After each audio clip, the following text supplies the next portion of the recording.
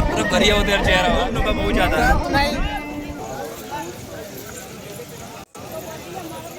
रास्ता यहाँ का इतना कठिन है, यहाँ पे आप देख सकते हो, यहाँ पे पत्थरों को फान फान के जाना पड़ रहा है हमें।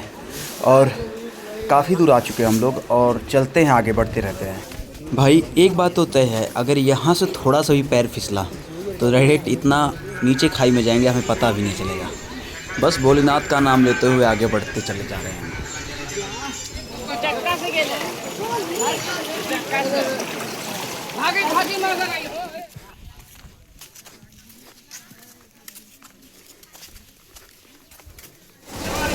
भाई फाइनली 20 किलोमीटर का सफ़र तय करके हम लोग आ चुके हैं मंदिर पे। वो भी पूरा ये 20 किलोमीटर आपका पैदल यात्रा था, यानी कि 20 किलोमीटर।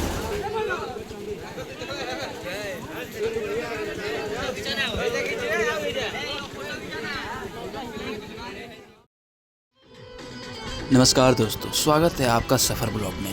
आज हम आपको ले चलते हैं बिहार के पवित्र स्थान पर, जहां भगवान शिव खुद विराजमान है। यहाँ पे ये स्थान धार्मिक के साथ साथ पौराणिक और ऐतिहासिक महत्व भी देता है।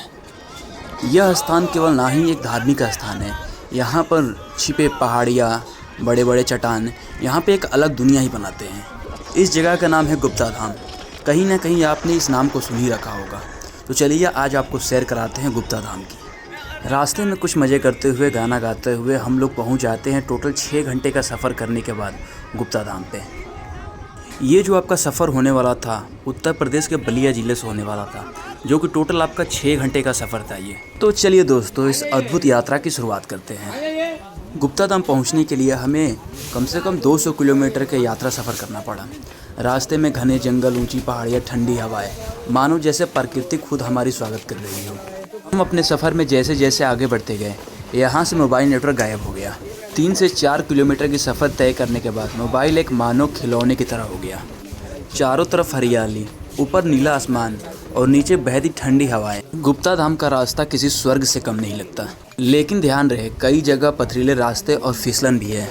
ऐसा माना जाता है कि त्रेता युग में जब भगवान श्री राम माता सीता के खोज में निकले थे, तब उन्होंने कुछ समय के लिए इस गुफा में तपस्या की। कहते हैं भगवान शिव यहाँ गुप्त रूप से निवास करते हैं, इसीलिए इसे गुप्ता धाम कहा जाता है।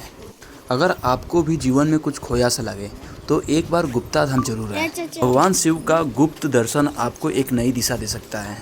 ये धाम आपका बिहार के रोहतास ज़िले में स्थित है और ये आपका जंगलों और पहाड़ियों से पूरा ये इलाका घिरा हुआ है।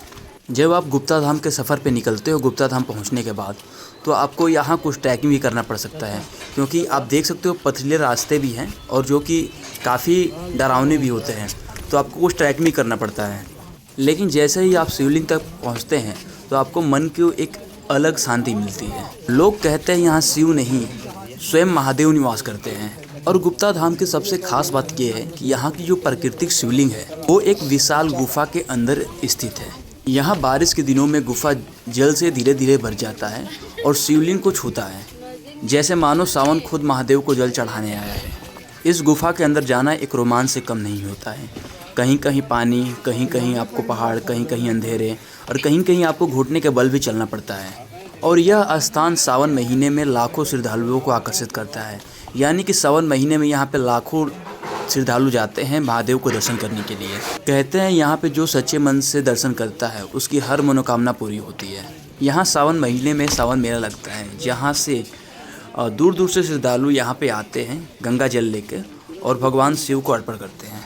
गुप्ता धाम सिर्फ एक धार्मिक स्थान नहीं है, बल्कि यहाँ पे आपको प्राकृतिक प्रेमियों के लिए भी स्वर्ग से कम नहीं है। ये यहाँ की झरने, हरियाली और शांत वातावरण एक अद्भुत एहसास कराते हैं। जब आप पहाड़ के सबसे ऊंचले हिस्से पे जाते हो तो आपका ये दृश्य देख के मन भा जाता है, जैसे मानो यहाँ रहने को मन कर देता है।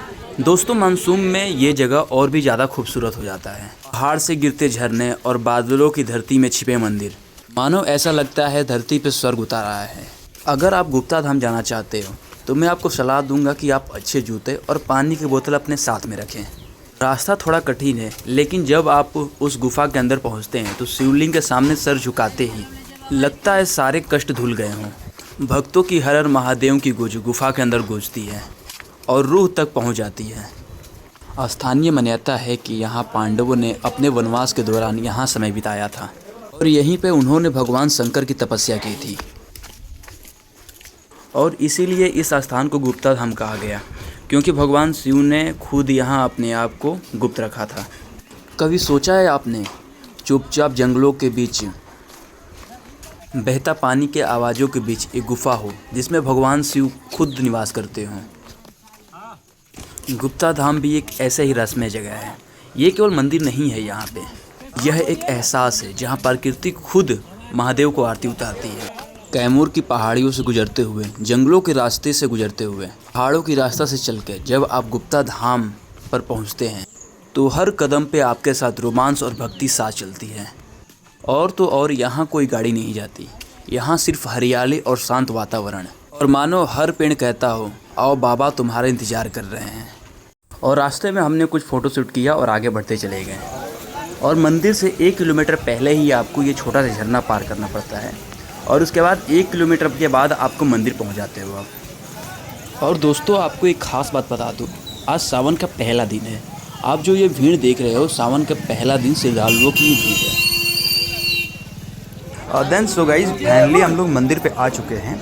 आप ये जो भीड़ देख रहे हो श्रद्धालु नहाने के बाद है, जो यहाँ पे शीतला कुंड है, शीतला कुंड में नहाने के बाद कब भीड़ है ये, जो कि लोग जल चढ़ाने के लिए हाथ में जल लेके आप देख सकते हो खड़े हैं।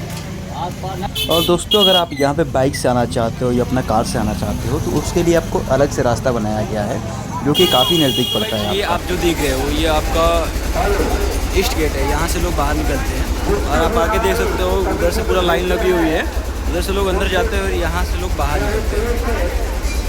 और गुफा आप इस पहाड़ देख रहे हैं, पहाड़ के अंदर ये गुफा है। आशा है दोस्तों आपको हमारा वीडियो अच्छा लगा होगा। अगर अच्छा लगा हो तो वीडियो को लाइक करिए, शेयर करिए, सब्सक्राइब करिए। टेक केयर, हर हर महादेव।